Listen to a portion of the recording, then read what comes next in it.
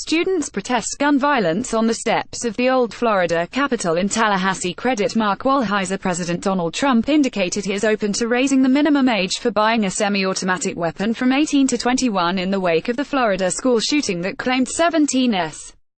White House officials suggested Mr. Trump did not believe high school pupils should be able to buy guns. The U.S. president was said to have been moved as he watched survivors speaking on television about last week's shooting at Marjory Stoneman Douglas High School in Parkland, Florida. Survivors of the massacre held an emotional rally on Wednesday outside Florida's Capitol building in Tallahassee, carrying signs saying "Never again."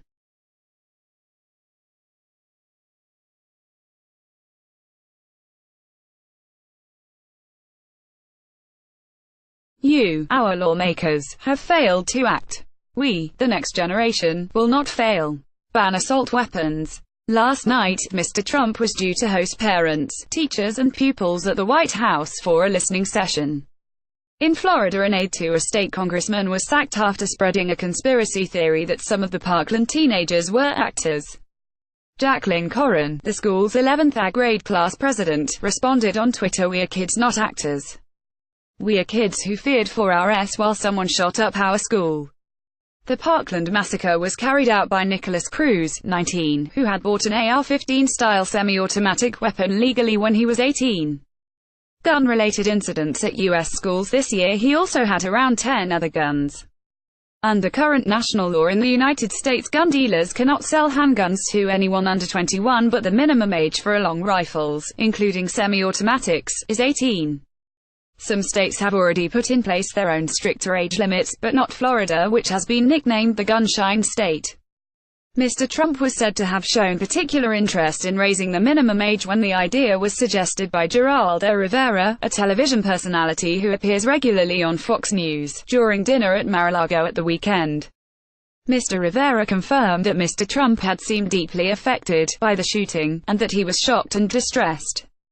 He also said Mr. Trump himself further suggested strongly that he was going to act to strengthen background checks for those buying guns.